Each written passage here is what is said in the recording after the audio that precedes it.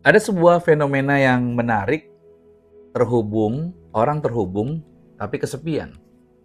Ya, ironis ya, terhubung tapi kesepian. Nah, faktanya kita hidup di zaman yang paling terhubung dalam sejarah manusia. Tetapi juga menjadi salah satu zaman di mana zaman yang paling kesepian. Kenapa demikian? Karena kita bisa berbicara dengan siapa saja, kapan saja, tetapi banyak orang merasa tidak benar-benar dikenal di dalam hubungan tersebut. Kita punya banyak platform media sosial dan jujur media sosial memberi kita koneksi untuk terhubung dengan siapapun, dimanapun, kapanpun. Tetapi media sosial tidak selalu memberikan kita keintiman. Kita melihat kehidupan orang lain setiap hari bergerak, berputar di media sosial.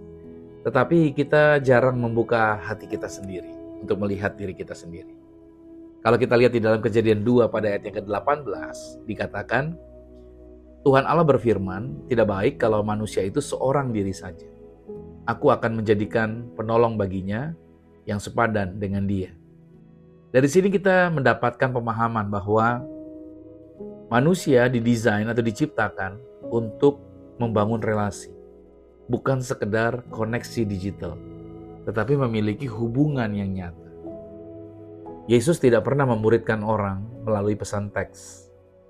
Yesus juga selalu berjalan bersama dengan mereka, tidak dari jauh. Yesus juga duduk makan bareng bersama dengan mereka. Dan ternyata Yesus juga menangis bersama dengan mereka. Artinya, kerajaan Allah itu dibangun melalui relasi. Nah, iblis tahu akan hal ini. Itulah sebabnya salah satu serangan terbesar di zaman ini adalah isolasi emosional. Karena banyak orang terlihat baik-baik saja di luarnya, tetapi dia atau orang tersebut merasa sendirian di dalam dia. Dan di sini kabar baiknya yang Tuhan sediakan, bahwa Tuhan melihat kesepian yang ada di dalam kita yang tidak dapat dilihat oleh orang lain. Kalau kita lihat dalam Mazmur 68 pada ayat yang ke-7 dikatakan, Tuhan menempatkan orang yang sebatang kara dalam keluarga. Artinya, Anda dan saya, kita tidak diciptakan untuk berjalan sendirian. Hari ini, mungkin Tuhan sedang mengingatkan kita akan dua hal. Yang pertama, Tuhan mau ingatkan ini, bahwa Anda tidak sendirian, bahwa Tuhan selalu hadir bagi Anda. Yang kedua, Anda dipanggil untuk hidup di dalam komunitas. Ini penting nih, kita dipanggil untuk hidup dalam komunitas. Karena iman Kristen itu tidak pernah dirancang untuk dijalani sendirian, melainkan dijalani atau berkumpul bersama-sama. Nah, mungkin hari ini Tuhan sedang mendorong Anda nih. Kalau Anda mendengarkan siaran ini, Anda didorong hatinya. Untuk apa?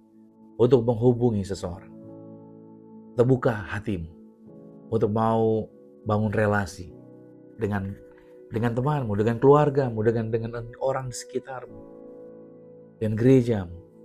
Ayo, terhubung. Jangan diam, jangan sendirian. Karena itu akan menyiksa kehidupan Anda. Karena kesembuhan itu seringkali datang melalui hubungan. Justru sebaliknya, seseorang menjadi stres ketika dia menjauh dari hubungan atau tidak mau berelasi. Dan ketahuilah bahwa kasih Tuhan itu sering mengalir melalui manusia-manusia lainnya. Iya, itu sebabnya kenapa Tuhan sebut kita seperti domba. Karena domba tidak pernah sendiri. Domba selalu berkerumun. Domba selalu bersama-sama dengan domba-domba lainnya. Itulah gambaran kehidupan anak-anak Tuhan, kehidupan orang percaya. Untuk kita tidak menjadi egois dan membiarkan diri kita kesendirian.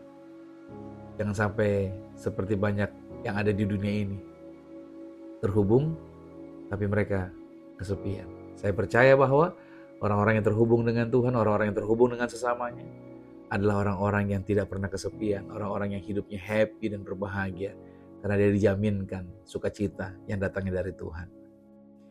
Mari kita berdoa. Tuhan Yesus, terima kasih karena Engkau selalu menyertaiku kapanpun, dimanapun. Karena itu tolonglah aku ya Tuhan, untuk aku buka hati bagi hubungan atau membangun relasi yang sehat dengan orang sekitar kami. Jadikanlah kami ini berkat bagi orang lain. Dan tempatkanlah kami dalam komunitas yang Tuhan telah sediakan. Di dalam nama Yesus Kristus, haleluya. Amin.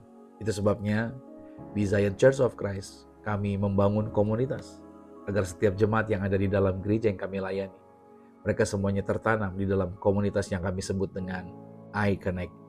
Kalau saudara belum merasa tertanam, saudara belum pernah ada kelompok komunitas, so please go ahead, hubungi kami untuk kami bisa jadi berkat. Untuk kelompok ini boleh menjadi berkat bagi setiap Bapak Ibu Saudara. Tuhan Yesus Kristus berkati. Shalom.